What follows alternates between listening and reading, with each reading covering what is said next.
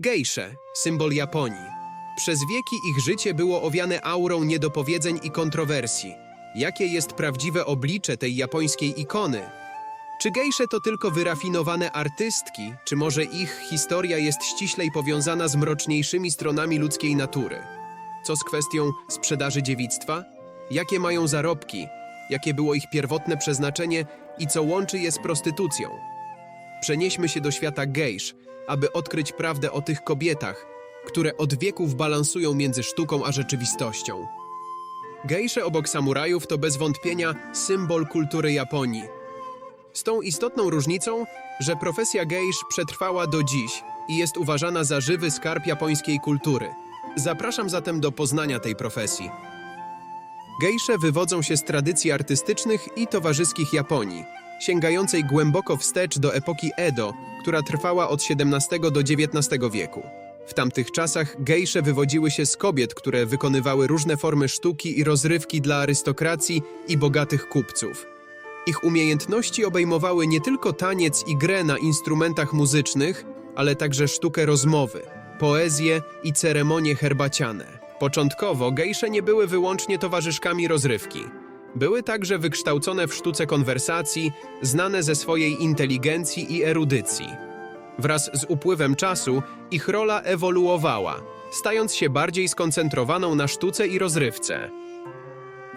Słowo gejsza dosłownie oznacza osobę sztuki lub osobę rozrywki w języku japońskim. Droga do zostania gejszą jest skomplikowana i wymagająca. Obejmuje wiele lat nauki, praktyki i przygotowań. Jednakże ogólnie rzecz biorąc, proces ten to kilka etapów. Pierwszy etap to rekrutacja. Młode dziewczęta były często rekrutowane do domów gejsz znanych jako okia, gdy były jeszcze dziećmi lub bardzo młode. Pierwotnie rekrutowane były nawet 6-letnie dziewczynki. Współcześnie nauka rozpoczyna się w wieku 15 lat. Taka rekrutacja odbywa się za zgodą rodziców lub opiekunów dziewcząt. Kolejny etap to edukacja. Po przyjęciu do domu gejsz dziewczęta stawały się maiko i rozpoczynały intensywną edukację w różnych dziedzinach, takich jak taniec, muzyka, poezja, ceremonie herbaciane i sztuka rozmowy. Były one również uczone etykiety, tradycji i sposobów zachowania się w elitarnych kręgach społecznych. Kolejnym ważnym etapem jest debiut. Kiedy dziewczęta osiągały odpowiedni poziom umiejętności i wiedzy, miały miejsce ceremonie debiutu pod okiem doświadczonych gejsz. Oznaczało to oficjalne wejście dziewczyny na drogę do zostania gejszą. Ceremonie te mogły obejmować wykonywanie sztuki dla gości, w tym potencjalnych klientów. Rozwój kariery. Po debiucie dziewczęta pracowały nad dalszym doskonaleniem swoich umiejętności i budowaniem swojej reputacji jako gejszy. Były one oceniane nie tylko za swoje umiejętności artystyczne, ale także za ich inteligencję, elegancję i wdzięk. Całkowite poświęcenie. Bycie gejszą wymagało często całkowitego poświęcenia się temu zawodowi, co oznaczało zrezygnowanie z życia rodzinno-osobistego i skupienie się na służeniu klientom i promowaniu tradycji japońskiej kultury. Przejdźmy do dosyć kontrowersyjnej kwestii. Skoro profesja gejsz to prawdziwie artystyczna sztuka oraz symbol elegancji oraz czystości, to dlaczego są kojarzone z prostytucją? Za takie postrzeganie gejsz w dużej mierze są odpowiedzialni żołnierze amerykańscy. Po II wojnie światowej korzystali oni z usług lokalnych prostytutek, które często stylizowały się na gejsze. Również w dzisiejszych czasach wiele japońskich prostytutek przywdziewa taką stylizację. Istotnym detalem ubioru odróżniającym te dwie zupełnie różne profesje jest wiązanie pasa wokół kimona. Gejsze wiążą go z tyłu, a kobiety lekkich obyczajów z przodu. Istotną rolę w takim postrzeganiu może odgrywać również kontrowersyjna praktyka zwana mizuage. W przeszłości dom gejszy, w którym uczyła się profesji, sprzedawał jej dziewictwo. Mizuage było często sposobem na zdobycie środków finansowych, które mogły być wykorzystane do jej dalszego treningu oraz przemiany z maiko na gejszę, co jest dosyć kosztowne.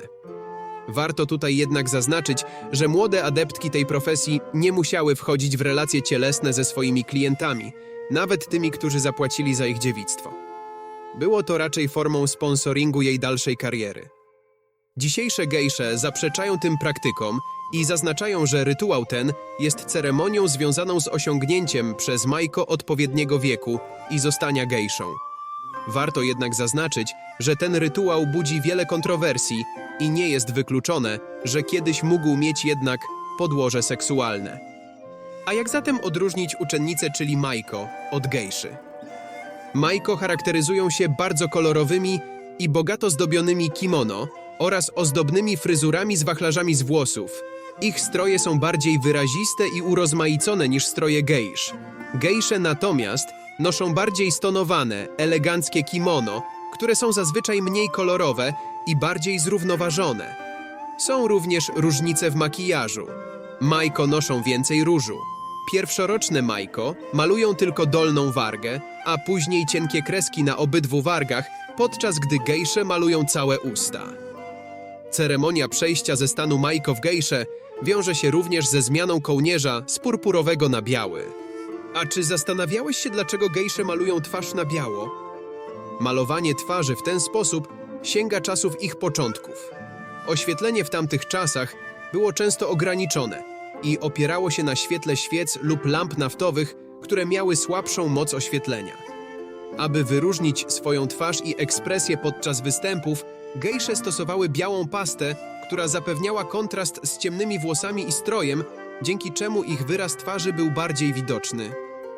Dzisiaj stosowanie białej pasty to raczej element ich tradycyjnego stroju, który symbolizuje głęboko zakorzenione wartości i historię kultury japońskiej. Jest również symbolem delikatności, czystości i elegancji. Ma ono na celu stworzenie wrażenia subtelnego piękna i nadania twarzy gejszy mistycznego i nierealnego wyglądu, co jest charakterystyczne dla japońskiej estetyki. Przejdźmy do ich zarobków. Mogą być one dość zróżnicowane i zależą od wielu czynników, takich jak prestiż domu gejszy, umiejętności artystyczne, reputacja, liczba klientów i obecne trendy. Otrzymują one też napiwki od swoich klientów za czas spędzony w ich towarzystwie. Obecnie koszt spędzenia 2 godzin w ich towarzystwie, obejmujące taniec, parzenie herbaty, gra na instrumencie oraz śpiew, kosztuje około 200 euro. Jednak ceny mogą też sięgać kilkakrotności tej kwoty. Jedną z najbardziej znanych gejsz wszechczasów była Mineko Iwasaki.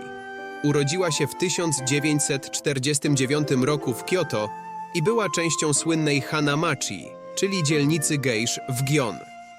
Mineko Iwasaki rozpoczęła naukę w wieku 6 lat i formalnie została gejszą w wieku 21 lat. Szybko zyskała uznanie jako jedna z najbardziej utalentowanych i urodziwych gejsz w Gion. Jej kariera rozwijała się dynamicznie, a wkrótce stała się jedną z najbardziej pożądanych i cenionych gejsz swojego czasu. Była także znana ze swojej inteligencji, erudycji i elegancji, co przysporzyło jej jeszcze większego uznania wśród klientów i społeczności gejsz. Zarabiała około $500 000 rocznie, co w latach 70. było ogromną kwotą. Zabawiała swoim towarzystwem m.in. królową Elżbietę II, prezydenta Stanów Zjednoczonych Geralda Forda, jak również Gucci oraz księcia Karola. Ten ostatni zostawił na jej wachlarzu autograf, co było ogromnym nietaktem z jego strony. Wachlarz nie nadawał się już do użytku. Występowanie z takim autografem odbierałoby prywatność i aurę ekskluzywności występu dla innych klientów. Dzięki swojej profesji Mineko Iwasaki zarobiła krocie i przeszła na emeryturę w wieku 29 lat. Gejsze – mistyczne, urocze, pełne tajemnic. Ich sztuka, wdzięk i elegancja przetrwały próbę czasu, pozostawiając niezatarte wrażenie na sercach i umysłach. Dzięki nim możemy poznać japońską duszę, pełną harmonii, delikatności i głębokiej mądrości. To był niezapomniany przystanek w sercu japońskiej kultury, gdzie piękno spotyka się z tajemnicą. Jeśli dowiedziałeś się czegoś interesującego, zapraszam do pozostawienia łapki w górę, komentarza i subskrypcji kanału po więcej podobnych treści. Dziękuję za wspólnie spędzony czas i do zobaczenia ponownie.